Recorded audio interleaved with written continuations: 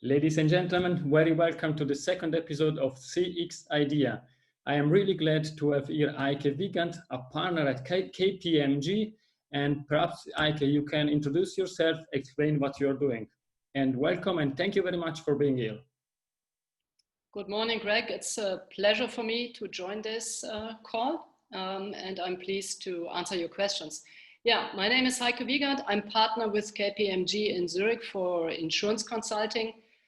KPMG calls that advisory insurance. My favorite topics are customer experience and still straight through processing.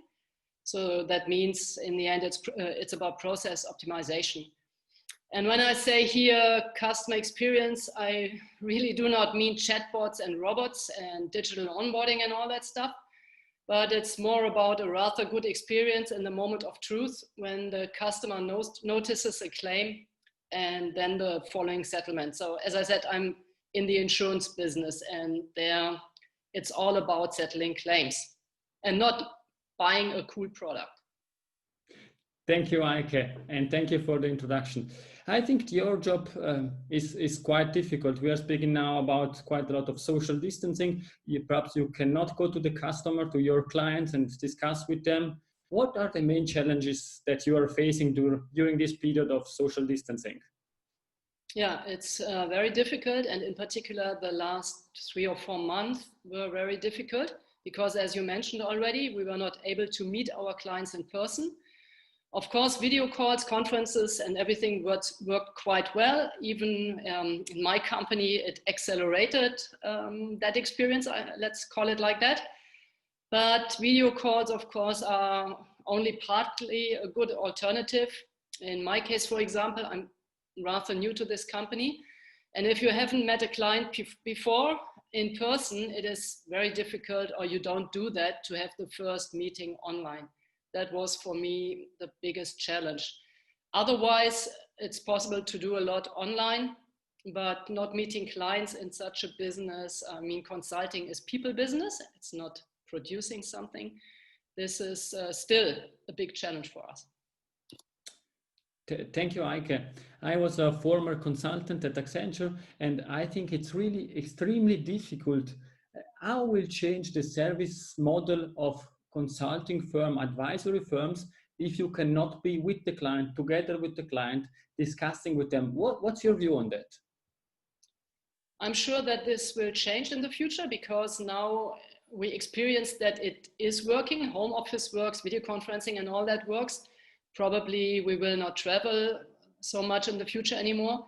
And you can also do projects in a virtual environment and with virtual teams. And I mean, this is something we are practicing for quite some time when it comes about agile working, Scrum and all that. I mean, I think this is the best foundation to work in such an environment. But parts of project work, of course, are difficult to do online. And if you don't see the people in person and can work together and have brainstormings together, brainstorming online is always a bit different than in person.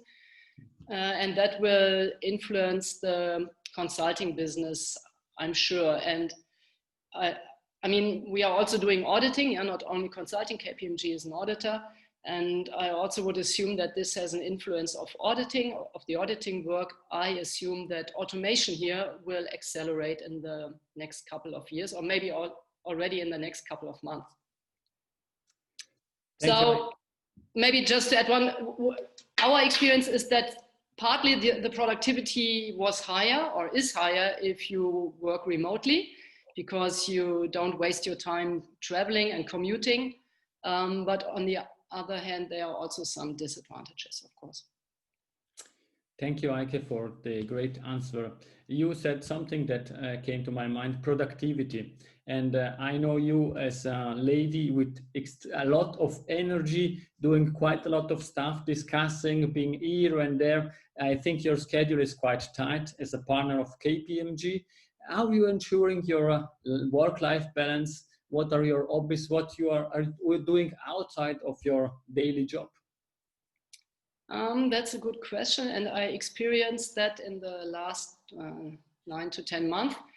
I mean, you have a lot of flexibility as a consultant, and I'm enjoying that. Maybe I have to admit it's on a higher level. Yeah, if you start as consultant and if you're on a project, that varies. But if you are on a partner level and you do a lot of acquisition and other work, not just working on projects, you have a lot of flexibility. And what I really enjoy is this is not a 9-to-5 job.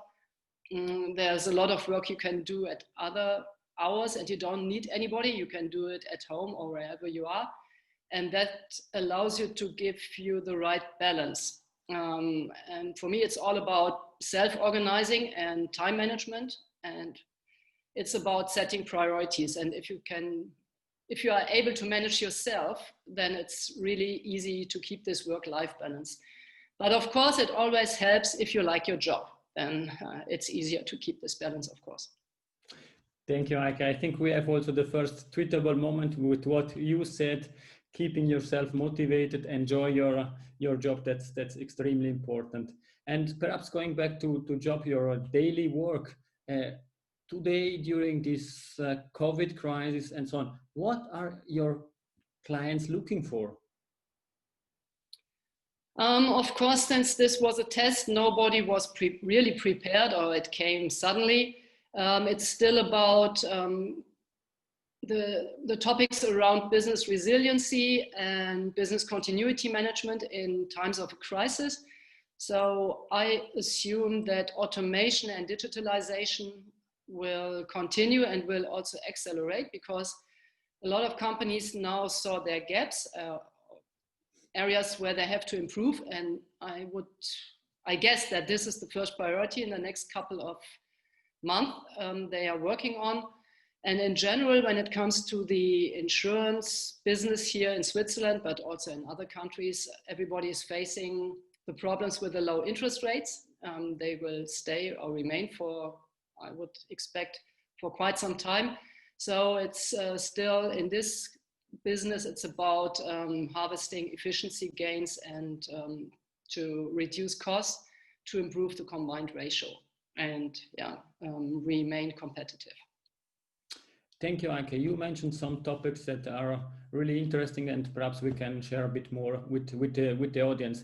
You spoke about automation, digitalization. At the beginning, you spoke about customer experience.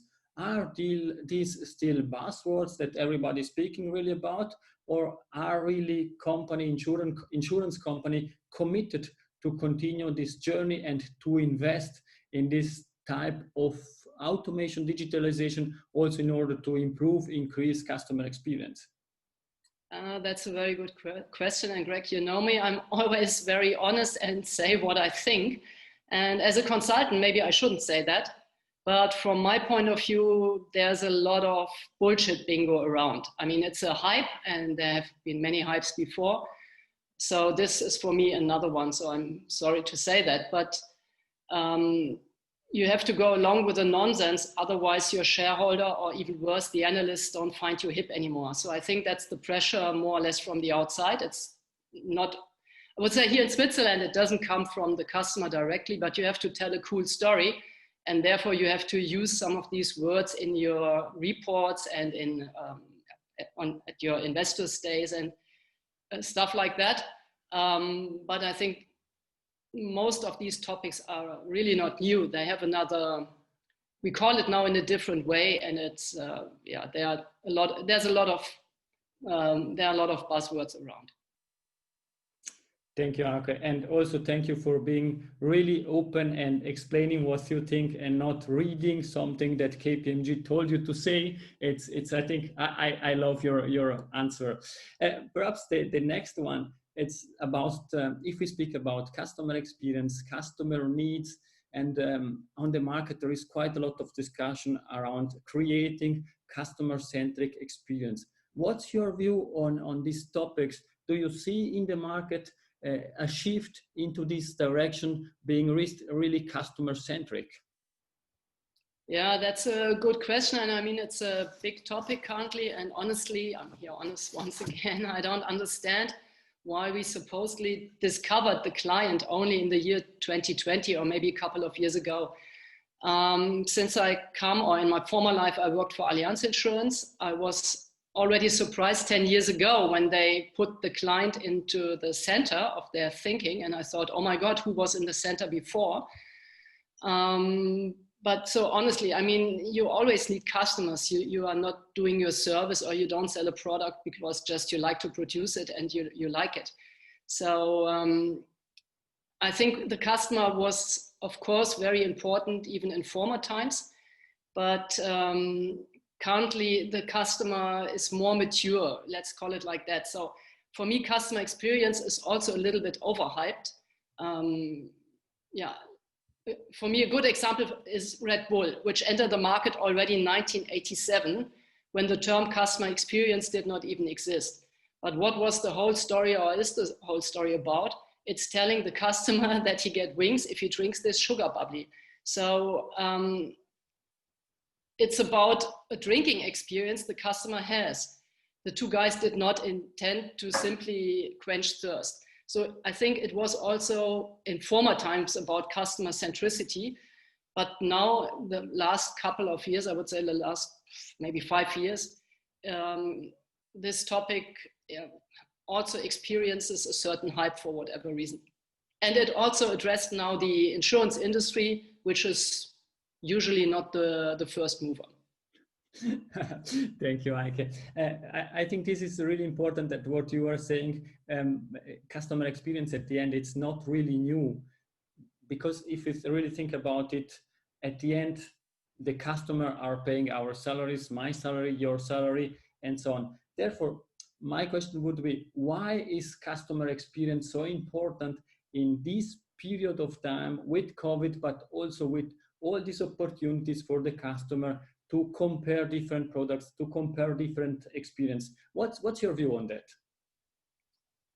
As I said before, the customer today is more mature, as I would call it. So he has a lot of possibilities to compare products, as you mentioned. He better understands what he's buying. In former times, when it comes to insurance, it was very difficult to compare insurance policies. And I mean, the insurance companies, they did it on purpose, that you do not understand what you sign. But meanwhile, you have a lot of portals where you can compare, and you can compare prices and all that. So that puts the customer, he has now a better position, and he has the choice what he wants to buy. And then of course the competition is still regulated in the insurance business here in Switzerland, as well as in other countries. But he has the choice, and he can, I wouldn't say that he has so much power, but he has more power than he had in the past. And that's why this topic, or why the customer becomes more important. Thank you very much. It was again a really clear explanation that customer experience in future will be really, really important, independently in which industry we are working. I think we are now approaching the end. I don't want to get too many time from your schedule. And perhaps the last question, or second last question I would have is, if people want to get in contact with you, I really like all the papers that you are publishing in LinkedIn, how it's possible to contact you and keep in touch with you. Of course, you can get into touch with me via my email address you find on the KPMG portal, but I'm personally very active on LinkedIn. This is rather new. I wasn't in former times. This is for two reasons. One reason is we get points if we are very active there. And the other reason is that there's a lot of research material from KPMG, which is not confidential, which is not internal, so which is created for our clients. And I have now the access to all that material globally, KPMG Global, and there's a lot of very good research, very, very good studies, which I really like. So I publish them because it's for free, so why not share them? Thank you very much. I think sharing is caring about other people, and that's very, very important. What's the last book that you read, or what would you, if we speak about vacation, perhaps you read one book, what would you share with the audience? Yeah, that's also something, I'm not sure if I shouldn't share that, but as I'm honest, I share it with you and you might be shocked. The last book I read the last couple of weeks was Corona Fehlalarm. In English, it's false alarm. It shows statistical correlations and interprets them. It's about Germany, the statistics in Germany. And of course, the interpretation is a bit different from what politicians and virologists and the mainstream media say and said in the past and still do. So I read that book. I didn't mention, I'm an economist. I studied political economy, so I also enjoyed a couple of years ago many semester statistics. And the first you learn on your first day in statistics is never trust any statistic you haven't faked yourself. And this is still my credo, and that's why I like to follow up what the real figures say and what you got told publicly. Thank you, Heike, and I really appreciate that. We worked together several years ago, and you gave me also a book about statistics, and one of these sentences was in there. I think it's great that you are repeating that. And this is my very, very last questions. Do you have still one insights, thoughts, something that you want to share with the audience as your last thoughts of this webinar discussion? Yes, what I would like to share is, so as I said, let's put it like that. Most of my working life, I worked on the client side and not in consulting. So I worked in the insurance industry for many years. And so what I would like to share with the audience is that don't let people who have not worked a single day in an insurance company tell you how you have to do your business. That's really a great sentence. Thank you very much, Heike, for this discussion. It was great to have you and to get some of your time. And also to the audience, thank you very much for being here and being part of this second episode. It was really great to be with you. Thank you very much. Arrivederci. Grazie mille. Thank you. Bye. And have a good day. Ciao.